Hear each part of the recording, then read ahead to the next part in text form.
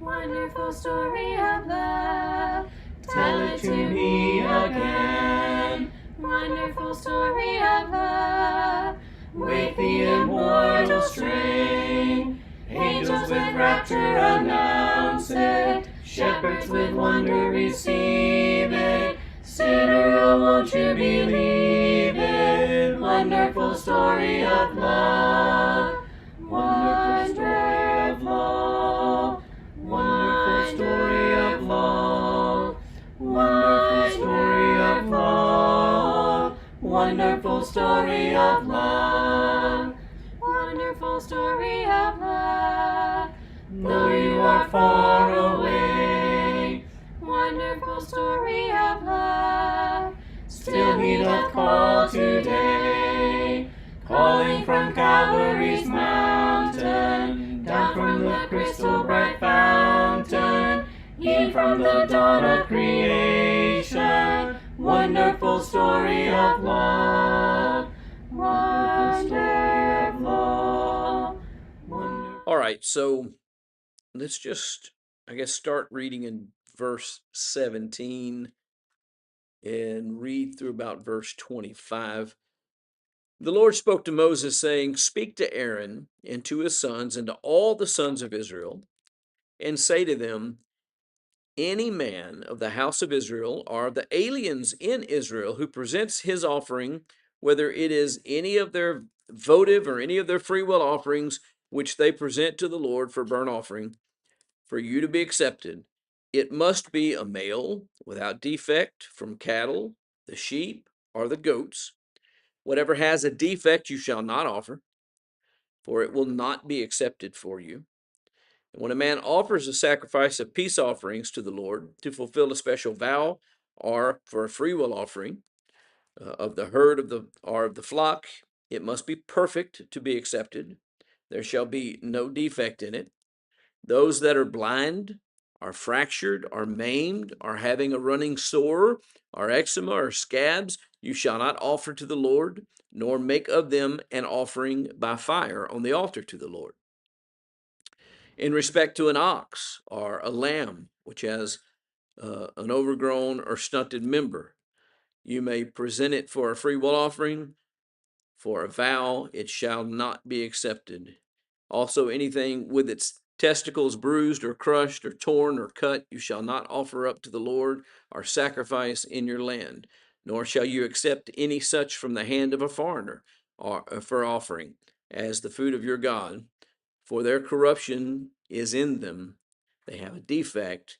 They shall not be accepted for you. And so there's these rules about the offerings themselves. So the offerer, who would be the priest, is where he started in the first part of this chapter, could not be unclean when he approached to do his work.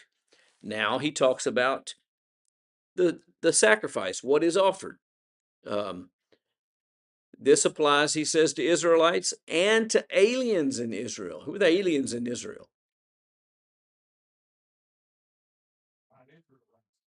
Okay, non-Israelites. There were people who chose to live among the people of Israel. Sojourners in the land is what they're called in some places. We would call them proselytes. Those people were subject to this as well. Burnt offerings presented for acceptance must be male, must be without defect from the cattle, the sheep, or the goats. And by the way, there's some of those defects that were not necessarily natural defects. Some of them could have been man-made. If your livestock was castrated, couldn't be used as an offering. So he wanted full, complete, unblemished animals to be used. Nothing defective could be offered. It will not be accepted for you. Does it matter what we offer to God? Yes. Does this have any kind of application to today? As we don't offer animals for burnt offerings, obviously. doesn't have a point for point application to us today. But what might we discern from this that would apply to us today? Anything at all? Okay.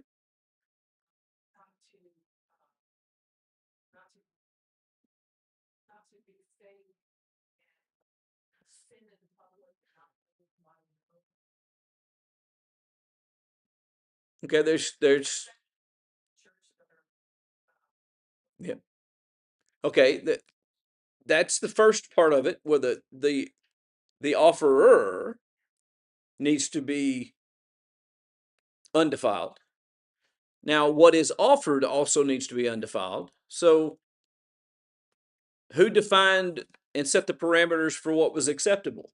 He said, this is what it has to be. This is where it has to come from. This is what it has to be. This is the condition it has to be in, or it will not be accepted. So, what about what we offer him? Well, it has to be coming from where he has asked for it to come from. Where has he asked for our offerings to come from? Yeah, that's exactly our heart. Every one of them, even that which we give, the monetary contribution that we give, must emanate from where? As each one has purposed in his heart. If it is not coming genuinely from the heart, it will not be accepted, because it is not what he has asked for. What if it's only a portion? What if it's not complete?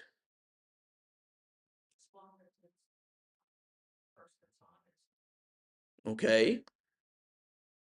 As long as the person's honest, but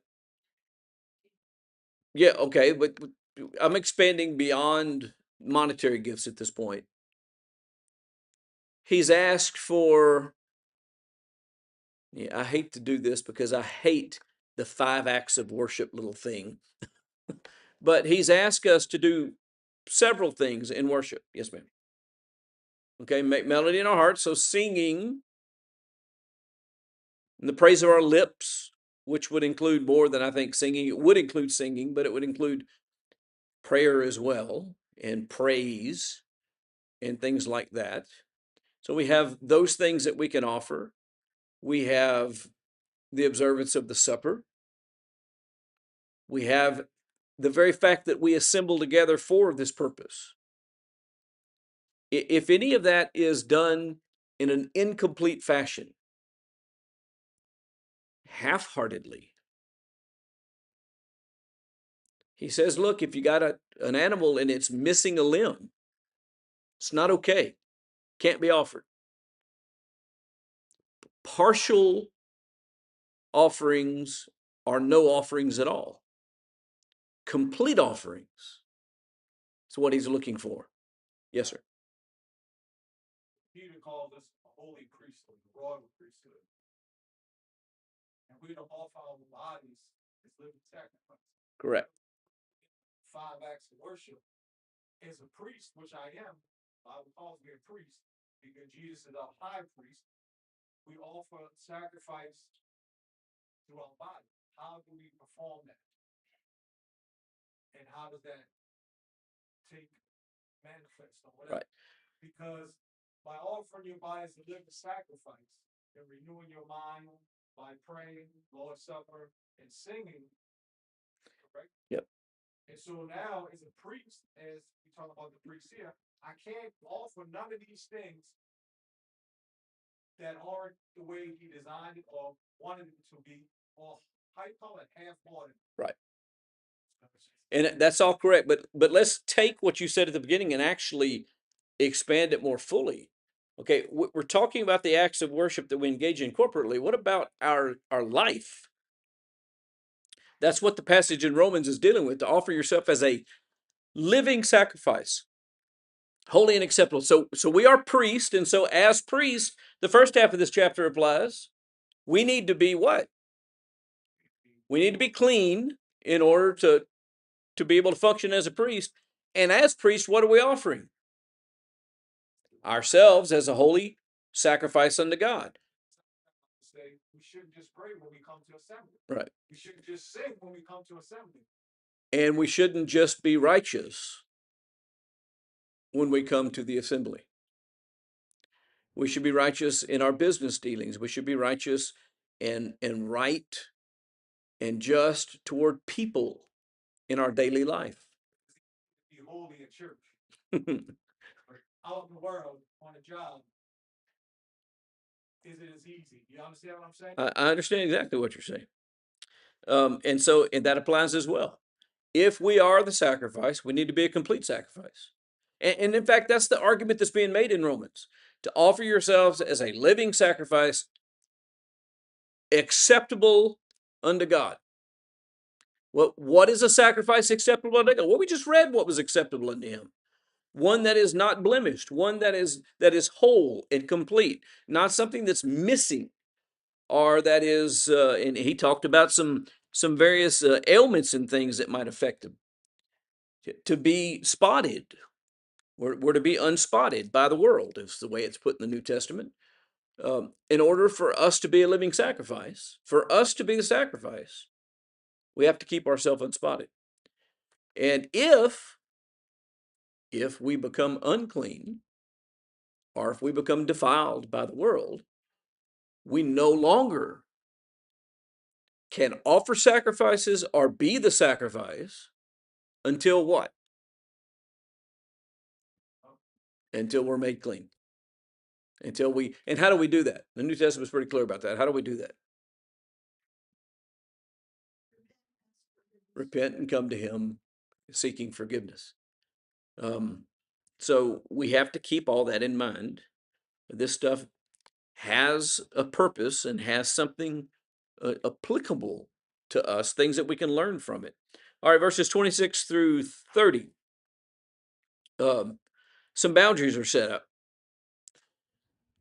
in these verses. And the Lord spoke to Moses, saying, when an ox or a sheep or a goat is born, it shall remain 7 days with its mother, and from the 8th day on it shall be accepted as a sacrifice of an offering by fire to the Lord. But whether it is an ox or a sheep, you shall not kill both it and its young in 1 day. And when you sacrifice a sacrifice of thanksgiving to the Lord, you shall sacrifice it so that you may be accepted. It shall be eaten on the same day. You shall leave none of it till morning. I am the Lord. So the newborn animal was not to be sacrificed. In fact, not only was it not to be sacrificed, what else was not supposed to happen? It wasn't supposed to be separated from the mom for 7 days. You couldn't kill the mom.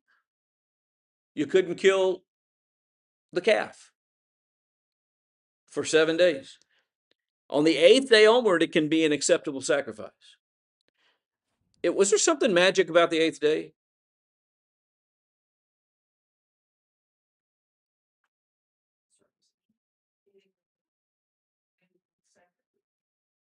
I mean, the answer to that question is no. From a physiological standpoint, there wasn't anything magic about the 8th day. But Miss Peggy made a good observation. There were things that happened with men on the 8th day. They were circumcised the 8th day. That also was a baby was left with his mother, and nothing was done until the 8th day. If I'm not mistaken, I did research one time. For a human being to circumcise a child before the 8th day does something with the vitamin K, something like that. So God knows the anatomy of human beings. He does. So to put a scientific stamp on this, because God is the author of all of this, he understood, and of course it's a spiritual thing as well. But from a scientific point, there's actually something about that as well. Yeah, there's been some discussion as well about the fact that apparently pain receptors are particularly low at that time. I don't know if that's true or not. I don't remember my 8th day. In fact, that probably didn't happen on the 8th day with me because I'm not Jewish. But but I don't have I have recalls that go back way, way back, but not to my first week. So anyway, I don't know about all of that aspect of it. I'm saying what made the first 7 days special was God saying, don't do this. On the 8th day, it's okay, but before then, it's not okay. And we have to understand that whether we understand why the 8th day is okay, yeah, that's exactly right. If God were to have a conversation with us like we have with our children, and we said, but why? He would say, because I said so. And that should be enough for us. And that's part of what we're understanding is there's these boundaries that are being placed. The animal and its young is not to be slaughtered on the same day. Again, as far as I know, there's nothing physiological about that. He just said, don't do it. Don't slaughter a calf and don't slaughter the mom on the same day.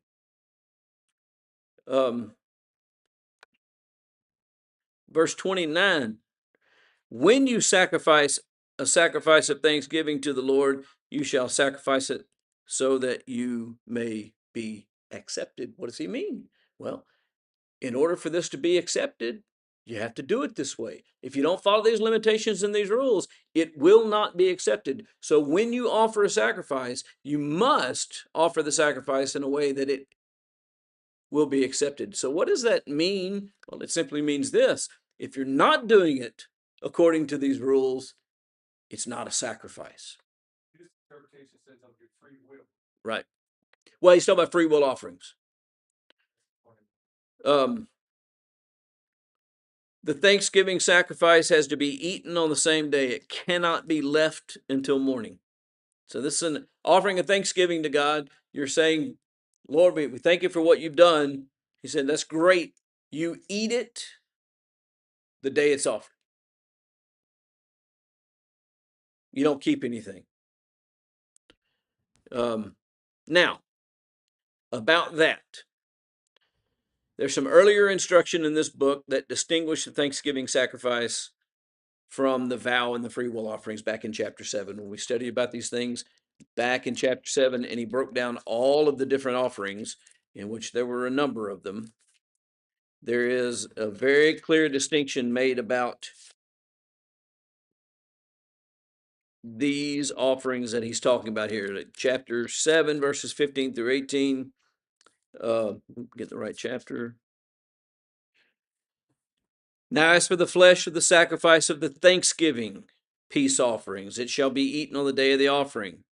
He shall not leave any of it over until morning. But if the sacrifice of his offering is a votive or a free will offering, it shall be eaten on the day that he offers his sacrifice and on the next day. And what is left, it may be eaten. But what is left over from the flesh of the sacrifice on the third day shall be burned with fire, etc., etc. And so he makes some distinctions about these things. And we find out that the Thanksgiving offering itself has to be consumed that day. And anything left over, what has to happen to it? It's burned. Now, first off, before you start thinking, well, that's wasteful, not really wasteful at all. What did we talk about a few moments ago about the sin sacrifice? It was offered as a whole burnt offering. The whole animal was burned to God, and nobody ate anything. The burning of it made it God's. So you make this Thanksgiving offering, you eat on it today. Anything left over is given back to God, is essentially what he's saying. As you get to the free will offering, he says you can have a second day's meal off of it. But on the third day, anything that's left must be burned. And so we have to understand those things. Now, I will tell you this. I was listening to a guy who's probably a whole lot smarter than me and has done a whole lot more research than me about these things. though I don't find myself agreeing with him all the time. But I was listening to it today, um, and he made the suggestion that this would have likely stimulated also sharing.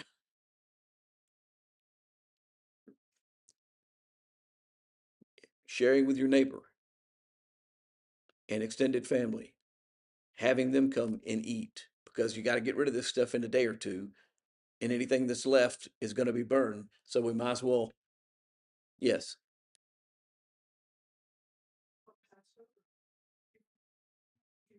If they could share, if it wouldn't, that was if they couldn't afford, then they could share with their neighbor. That's correct. And so he made the argument that this type of thing would certainly encourage that type of sharing with neighbors, and maybe it would. Um, but he doesn't say that in this text, and so I'm not presenting that in terms of this is what it was for. I'm just throwing it out there as a suggestion that's been made. Um, I still believe that fundamentally what it's suggesting is that whatever you're burning at the end belongs to God. It's not mine anymore. God has given me a day. God has given me 2 days, and now it's not mine anymore. It's God's. In fact, it's God's to start off with.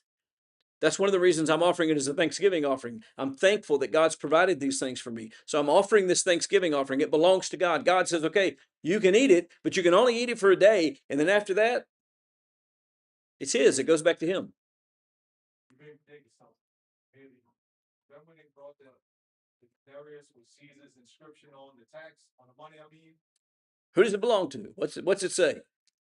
Caesar. He said, "We give render to Caesar what Caesar's, but to God what is God's." I think this is what he was talking about, because he was talking about those things that belong to God when it came to their possessions. I'm assuming when he talked Yep. about prophecy, and The land. The land was given to them by God, and the fruit of the land was given to them. They didn't have anything to do with it. They might have planted and watered. They didn't make anything sprout and grow. They certainly didn't make it produce fruit. And so it all belonged to God. the misconception sometimes that, oh, he's talking about money, but it wasn't just about money. I agree. Now, the last sentence in verse 30 is what? I am the Lord.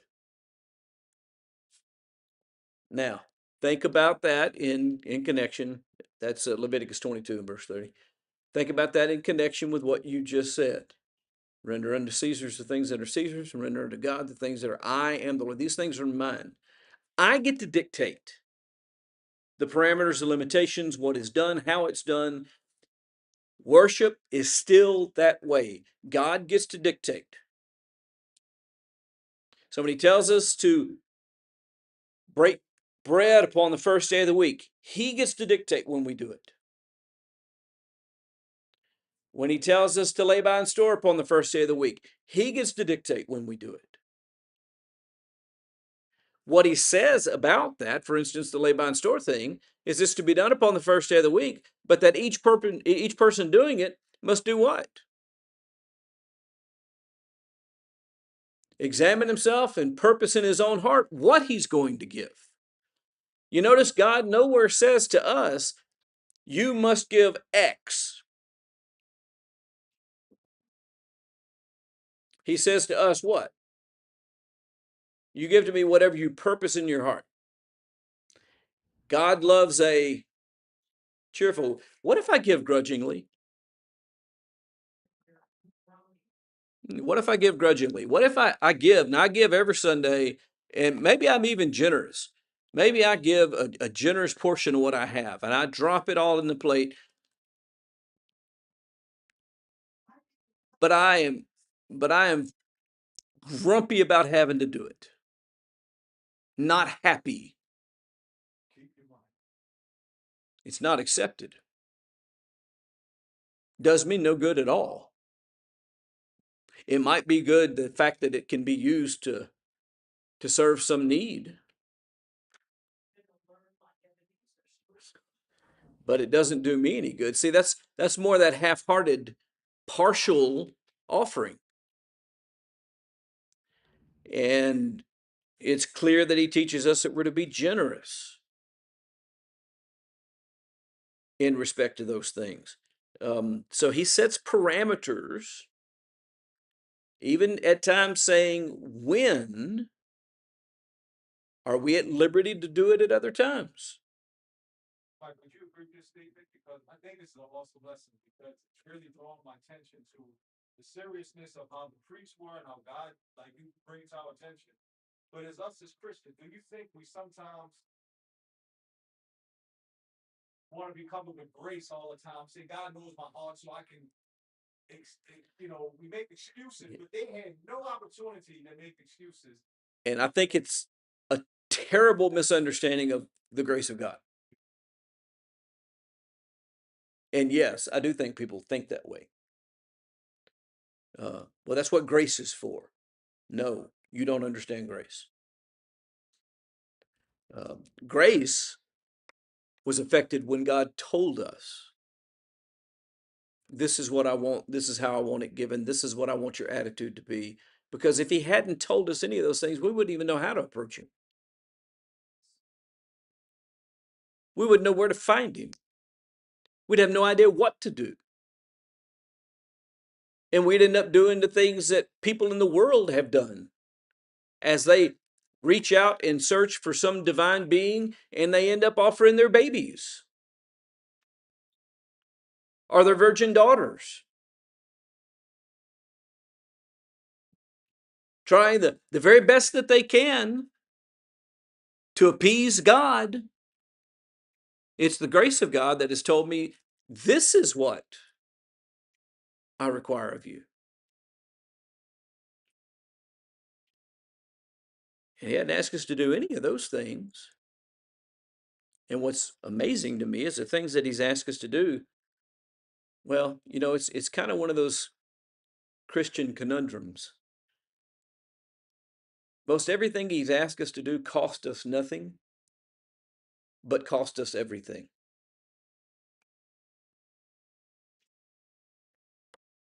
It is no longer I who live, but Christ lives in me. They cost us everything with regard to that. But it doesn't cost anything to pray. It doesn't cost anything to be baptized. It doesn't cost anything, hardly at all, to observe the supper. Doesn't cost anything to sing. You realize that by asking us to sing and not asking us to play instruments, we're not even required to acquire a mechanical instrument with which we can engage in worship. All we have to do is sing. And we can do that anywhere, at any time, whether the power's on or not.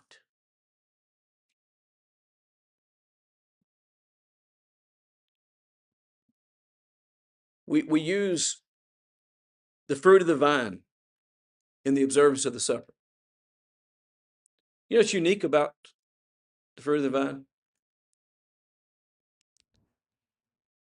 It's available anywhere in the world, 12 months a year.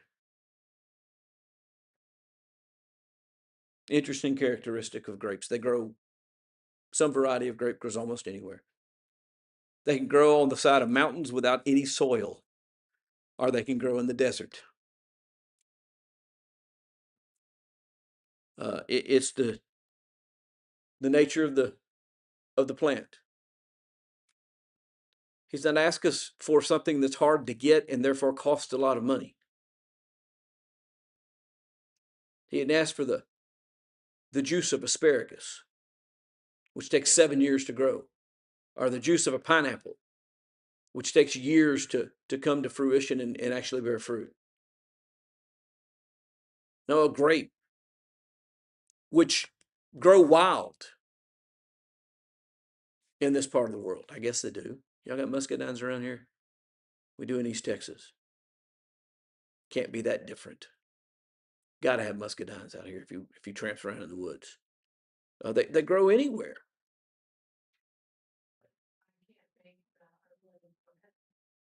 Sure you can.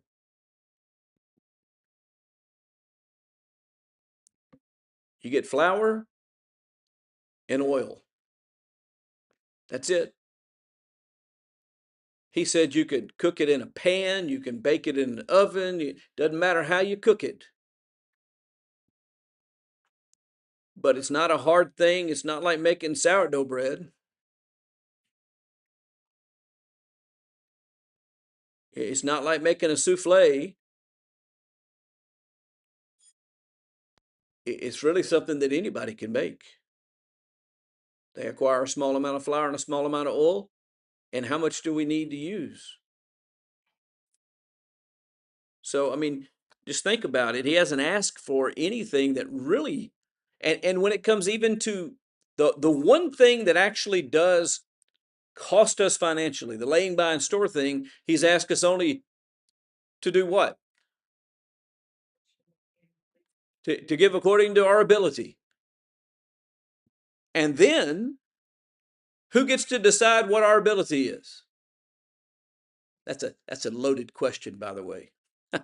I get to decide what I'm able to give, and then God gets to judge whether or not I really gave what I was able.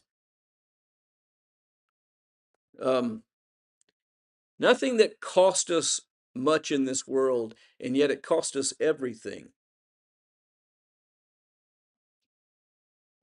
And we can see how serious a matter this is, how important it is to pay attention to what he's asked for, because if the priest was defiled, the sacrifice was not acceptable. If the sacrifice was defiled, the sacrifice was not acceptable. One of those things, the sacrificer may not even know about. Now, he's the one choosing and bringing the animal, so he pretty much knows whether he's bringing a whole animal or not. But what if the priest is unclean, but he doesn't tell anybody? And he goes ahead and goes to work anyway. Because this is his shift. And he can't call in sick again. Yes. This made me think of something that happened years ago, and you may have heard stuff like this before, especially from not maybe not even another congregation overseas, because you say, brother, God wants your best. You need to put a tie on. So the mindset, this where I'm going with this. The priest had to give the best offering. We learned it. They couldn't give half-heartedly, couldn't be defiled. It had to be what the Lord wanted, and it had to be something that was the best. He didn't accept anything less, because that's what he commanded them. So when you talk about the physical appearance, but you're like a Pharisee all of a sudden now, because you're more worried about the minus and the maybes. What he wants the best is when we do our prayers, when we come before him and sing, or when we partake of the Lord's Supper, or when we live in our daily life. That's the sacrifices, that's the priestly duties of us today. Not because you wear a tie and a jacket, that's extra. But when you think that's what God requires you the best, yes, he required the priest to have robes and different things. But those are just certain men. But my point is, when we come before him or live in front of him, he's expecting our best. Not in how we look up our appearance, because what they said about David, God looks at the heart, man looks at the heart. He knows our heart. He knows what our service to him really is. Which is the point that you're making, and the valid point here. It's not about now. Well, let me finish my sentence, and then I'll qualify it. It's not about our outward appearance. It's about our heart. So we have a song that we sing from time to time, or at least we used to. It doesn't get sung much anymore, maybe because we don't like the message. Is thy heart right with God? Have thine affections been nailed to the cross? Is thy heart right with God? And it presents a little bit of a different scenario, and then asks the question again, and a little bit different scenario, and it asks the question again, and it's constantly asking us, have we given up what we're supposed to give up? Have we clung to righteousness and justice and godly living and doing? Is our heart right before God? Now, having said that, can that be reflected in the way we prepare ourselves to be here? Yes. Do you have to wear a coat and tie? 3 Timothy chapter 12 and verse 57. And for those that are watching online that may not know, there's no such thing as 3 Timothy. It doesn't have 12 chapters, and there are not 57 verses in any of the chapters that aren't in existence. And the answer is no. Now, do I almost always have a coat and tie on? Yes. To the point where I ran into somebody in town in the past year.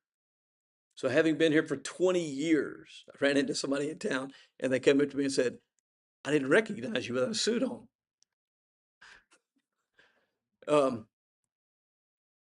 So yes, it may manifest it that way, or but it's not required. Why do I do it? Well, I do it because I take seriously what I do. And I want that to be visually recognized, that I take seriously what I do. That I'm not just halfway doing it. Because I'm telling you, a pair of Bermuda shorts and a Hawaiian shirt, not taken seriously. Mickey Mouse ears, not taken seriously. I wore a tie one time that had Mickey Mouse on it. I felt obligated to tell the audience my tie is Mickey Mouse, but what I'm saying is not.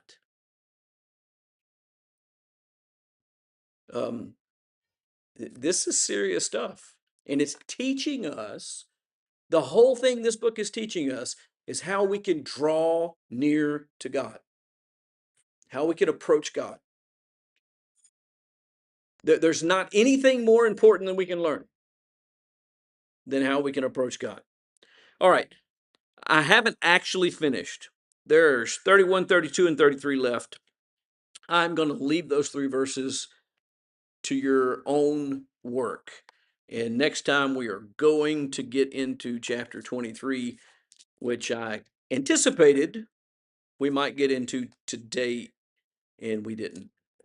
But chapter 23 is a challenging chapter, and we may or may not be able to get all the way through it in one lesson, but that's going to kind of sort of depend on how things go. Appreciate everybody's participation. Appreciate the comments a lot. Thought we had a good discussion, and I hope I said something useful.